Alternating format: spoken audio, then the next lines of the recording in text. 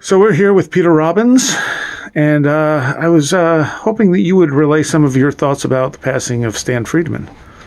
Well, we all know Stan passed away a week ago Friday, and I think, for starters, just looking at social media in the time that I've been on it in my little corner of the world, with a lot of people involved in UFO studies and read my stuff or listen to me on radio, or colleagues and friends, I don't think I've ever seen so much of an outpouring for somebody in the field who certainly was not young. He was 84, but there was the suddenness of it, and he had been around for so long.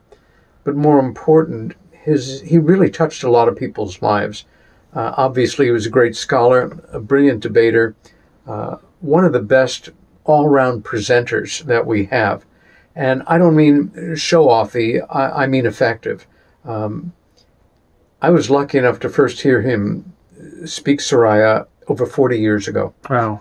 It was when I was just getting into this stuff, and the UN had that famous meeting in 78 to see if they could, some of the factions in there, set up a simple committee to study UFOs.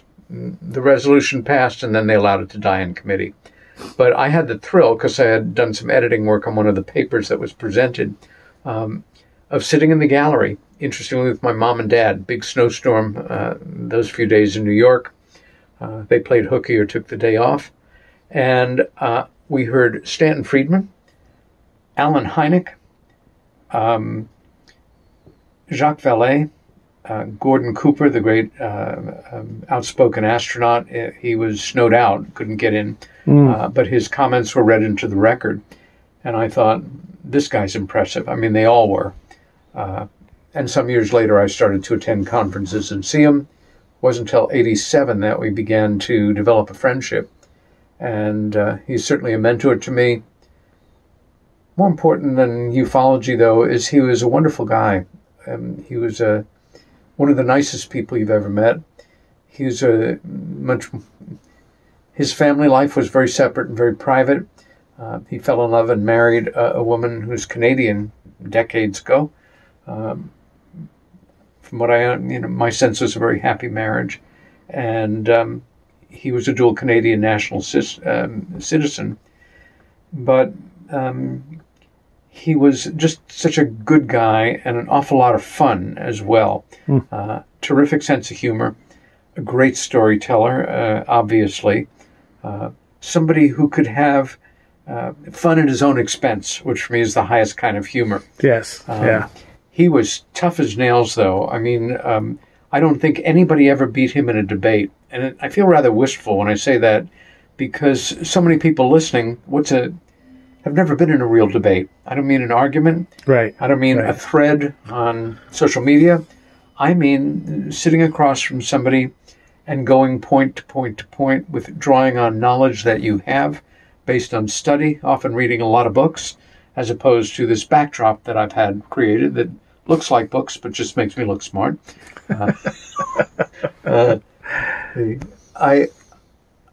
had a lot of fun with him, in part because at a certain point in my career, besides speaking, people who organized conferences started asking me to introduce people and then MC conferences.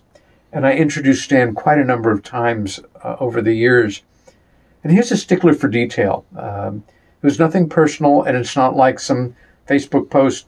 I hate people who, correct my grammar. Personally, I like it if it's done in a supportive spirit. I like to speak as well as I can. But I remember at one point, he didn't have a short introduction. There was no short introduction for Stan. A lot of people, paragraph, 2 paragraphs, myself included, but I could make it something from the Politburo as well. But his went on. And it was all interesting stuff. It all is interesting stuff. And at one point I was going through, and he worked with secret clearances for General Dynamics, General Electric, General Nucleics, the big rocket manufacturers, et cetera, and so forth. And he's standing off to the side, smiling, and I finish. He comes up, gives me a little hug, and he says, It's pronounced General Nucleonics. Laughed so hard, I never got that wrong again. I'll tell one story about him, and for me it's an important one in that it broke all the ice of knowing him for some years and having a acquaintance. Then he knew my name. Then it was a friendly acquaintance. Then I'd been working for Bud Hopkins for some years, so he doubly knew me in that sense.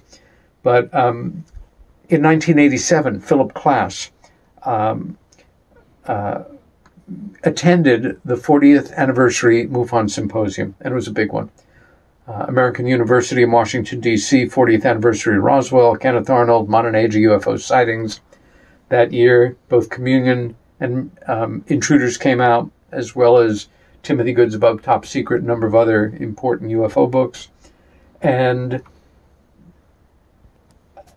Phil was sitting in the front row, center of a debate that David Jacobs was moderating and that I was taking part in about the abduction phenomena in my capacity as Bud Hopkins' assistant and having a sister who was an abductee. And at a certain point, Phil, who was taking pictures with his little Instamatic, really got under Stan's skin. Under Whitley's skin. Never really understands. And Whitley got up and he took the bait and started yelling at him, at Philip in the audience, who looked like the Buddha at that moment. It was maybe the happiest moment of his life, sitting in the front row at a MUFON symposium with Whitley Strieber screaming at him. All good. But he approached me afterwards, kind of obsequious and respectful. Said, and this is actually backstory. I was very moved by your talk, your observations, your sister's experience. I wonder, it really made me think about things, and if I could interview you later. And I thought, oh, well, I've really impressed Philip Klass. Sure, I'll give the guy a thrill and let him interview me. Oh, boy. What a snake. Thank you very much, Mr. Robbins. When the book is published, I will send you an inscribed copy. A few months later, I receive an 8x10 envelope. It has what they used to call in the publishing industry the blues. It's double-spaced text of a chapter in blue ink for you to make final corrections on before it goes to press. And his, at that point, new book, it's in here somewhere, UFO Abductions, A Dangerous Game, had a special chapter taking Travis Walton to task and all the guys he was with. Just such crap, such bullshit, right? All nonsense. But an equally, for me, important chapter about me and Helen, taking us to task and ultimately reducing us to cartoon characters on a certain level of, a brother and sister who wanted to feel special and created this little story. Right. I thought, I want to break this guy's nose, at least allegorically. And I fumed. And I thought, I'm going to write his attorney. I'm going to take legal action or threaten it. I'm working as a theater manager at the time, a Scottish Royal Academy trained actor, Shakespearean actor in the company, sees me sitting off to the side backstage at some point, just almost muttering to myself, "What's wrong, Peter?" Gets the story out of me. "Let me help you write the letter." Of course, he's a master of the English language. The letter is pure poetry in the most effective sense possible. Spend extra time polishing it up, send it out to the attorney. Within a week, I get a letter back from essentially saying, amazing letter, very impressive letter. If we had had it a week and a half ago when we were going to press, oh, no. Well, it comes out, and a few months later, I'm doing a television show in Canada. It's actually a very significant show at the time called Lifetime. I'll bet some of your listeners might even be aware of it. Anyway, I'm in the green room, and Stan's the other guest, and I'm just caught up in just my own little soap opera and fuming in the corner or somewhere near the snacks. And I realize at a certain point I'm not alone. I look up, and there's Stanton Friedman. I hope everybody in your audience can picture his face. It was a very special face that a lot of us love very much. But the phrase, a furrowed brow. A lot of us can furrow our brows, but I think Stan was world class, and he had quite a brow to furrow. And there he is, looking at me quizzically. What's wrong? Oh, nothing, nothing. Just kind of embarrassed, caught me. No, something. I tell him the story. And the whole time I'm telling him the compressed version, he's, looking like this the whole time. And as I finish telling him the story, he basically goes like this. Put her there.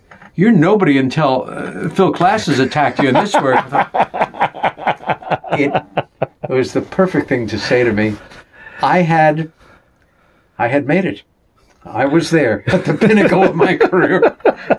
But the last time I saw Stan was, I think, a year and a half ago or so. And I introduced him, and we went out to dinner. It was a great evening. About a year before that, I had an even greater evening with him. We were in Florida, and, one of his dearest friends and his writing partner for quite a number of years now, several outstanding books, is Kathleen Marden, arguably as much an expert, and that's a word I don't use lightly, on the abduction phenomena as anybody alive. She's got the mantle as far as I'm concerned. There are a couple of people as good, but nobody better. But we were in Florida, and Stan and I were going to be staying over her house, him for the evening and me for about a week. And it was my birthday, and the two of them took me out to dinner for a Mexican dinner in Florida. And I'm sitting there thinking to myself, it's my birthday. Stanton Friedman and Kathleen Marden are taking me out to a Mexican dinner. I am having several drinks. I'm not driving. This is one of the better nights I've had in years, and I miss him terribly. Most folks found out on Friday just by being on Social Network. Yeah. He had concluded an interview with George Norrie that they filmed in Ohio, and he was apparently changing planes in Toronto, heading back to his regional airport in Fredericton, Ontario, when he passed. And I didn't know. And I was in New York, focused in on some other stuff, and deliberately offline for about 2.5 days. Right. And it had been a very rainy second day, and I was out a lot. I've been spending the day with my oldest best friend, and we're going to be going to dinner later and a movie and things, but we went back to a family apartment just to take a cat nap, a couple of hours, and while I'm napping, I hear my phone sending me a text, and it's Martin Willis, a good friend and a great podcaster in New England, saying, I know you've been offline. I didn't know if you knew that Stanton had passed. And that's how I found out. And I was really quite overwhelmed. I hadn't honestly been that sad as I was that moment. And for on and off for some days after, today is a pretty good day, since my dad died last year. Yeah. And it's not like I thought of Stan as a father. He was a dear friend, a great mentor, somebody I was always proud to know. He set a standard that all of us in any field of paranormal research or communication or writing or lecturing or being a personality in, he had it all together in all the departments. Never a bad word about him. Philip Klass, I guess, was the closest thing he had to an enemy. And even Philip, you had to hand it to the guy, Stan, that is. He really was such a mensch, as we say in Yiddish. And I don't think we'll see his likes again. I don't think so. But I'm glad you asked me, because I'm glad to share this, and people should know who he is. And he was incredibly generous with his time, so a lot of you out there have had, hopefully, some time with him, even if it's just to say you like the lecture, have him sign a book or something. And he will not be forgotten, and pain goes away. You remember the good stuff. We're lucky to have had him.